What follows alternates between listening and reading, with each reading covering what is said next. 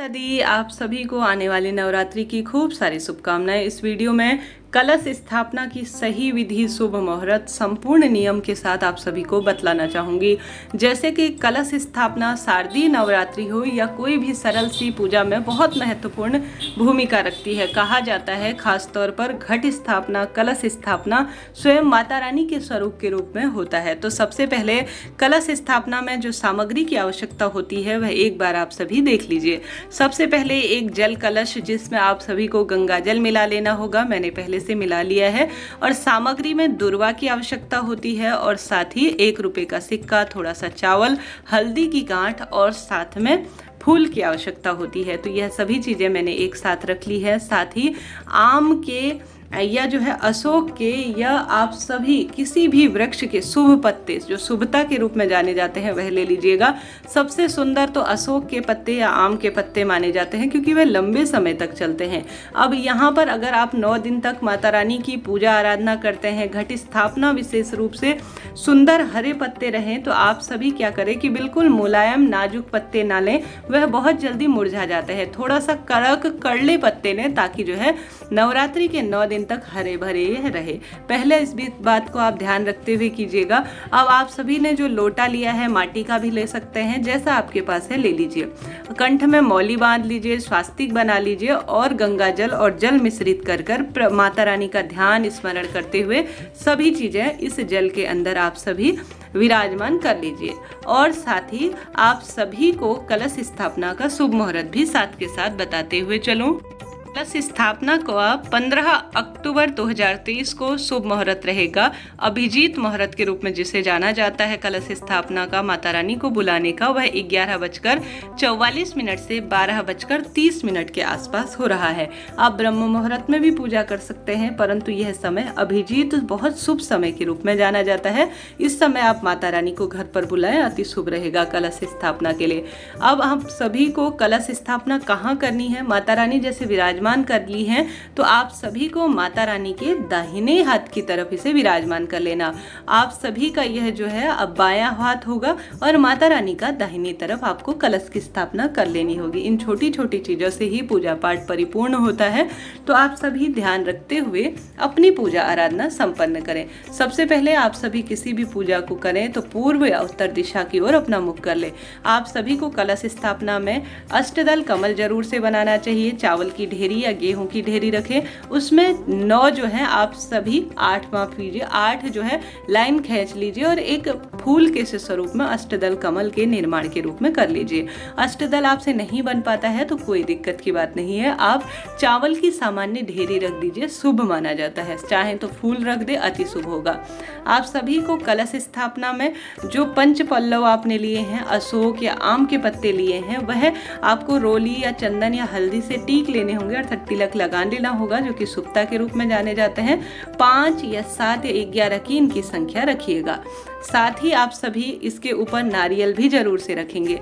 नारियल आप सभी जानते होंगे, इसके ऊपर चुन्नी लपेटना शुभ माना जाता है या कपड़ा भी लपेट सकते हैं, फिर मौली उसमें लपेटे। साथ ही आप सभी उस नारियल के ऊपर स्वास्तिक या तिलक जरूर से लगा लें। अब कई भक्तजन जो है इस तरह से कलश स्थापना करते हैं कि जो यह नारियल है उसका मुख जो है ऊपर की ओर रखते हैं। यह भी सही है, इसका भी प्रमाण मिलता है शास्त्रों में।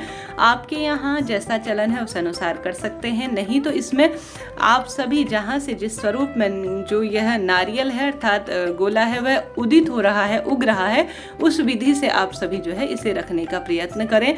नारियल का मुख जो है आपकी ओर होना चाहिए, इस बात का ध्यान रखते हुए कलश स्थापना करें। बातें छोटी छोटी सी हैं परंतु इनका विशेष महत्व कहा गया है। जैसा कि माता रानी के दाहिनी ओर कलश स्थापना आपको करनी है और अपने हाथ के बाईं ओर यह होना चाहिए।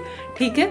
अब आप सभी को नारियल के ऊपर विशेष रूप से एक फूल की माला या साधारण सरल तरीके से फूल माला भी बहुत सुंदर भाव से समर्पित कर देनी चाहिए। इस तरह से आप सभी छोटी छोटी बिंदुओं को ध्यान में रखते हुए कलश स्थापना कीजिएगा। शुभ मुहूर्त में करते हैं तो अत्यधिक शुभ रहता है। अब कई भक्तजन कलश स्थापना इस तरह से करते हैं, कई भक्तजन ज्वारे बोते हैं। जैसा कि ज्वारे बोने की प्रक्रिया मैं बता रही हूँ, एक प्लेट ले लीजिए जिसमें आप स्वास्तिक बना लीजिए और साथ ही आप सभी एक कोई ऐसा बर्तन जिसमें आप ज्वारे बोते हैं, माटी का बाजार में मिलता है या जिस भी वस्तु में कई भक्तजन जो है टोकरी में भी बोते हैं, उसमें आप साफ स्वच्छ मिट्टी बो लीजिए और जौ और गेहूं इत्यादि बोए जाते हैं इसमें।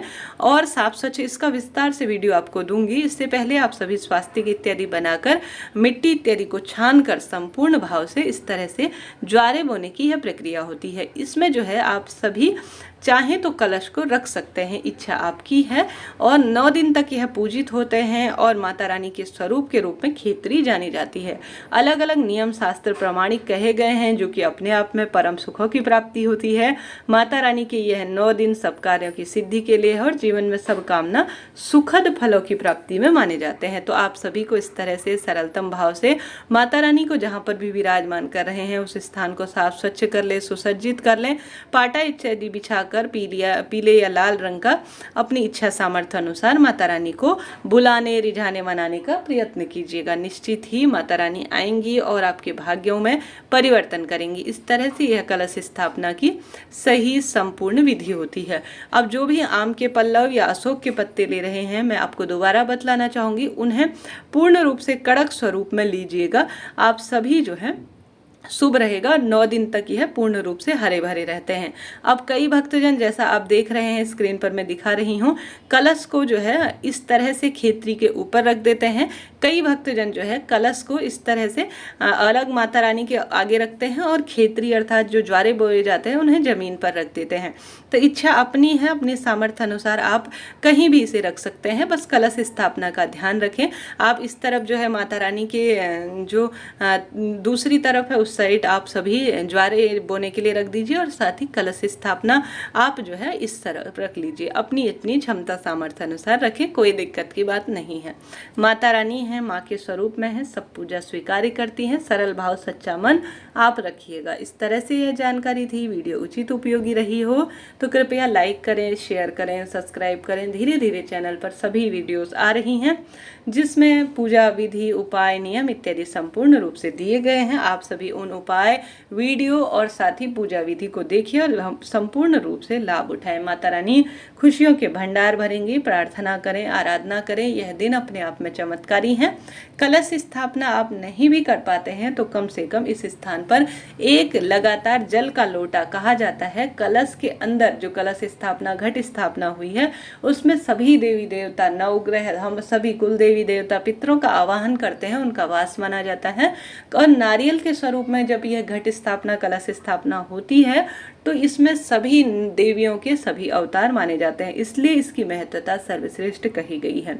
वीडियो आपके लिए उचित रहते हैं तो लाइक करें, शेयर करें, कमेंट्स बॉक्स में जय माता दी जरूर से लिखें।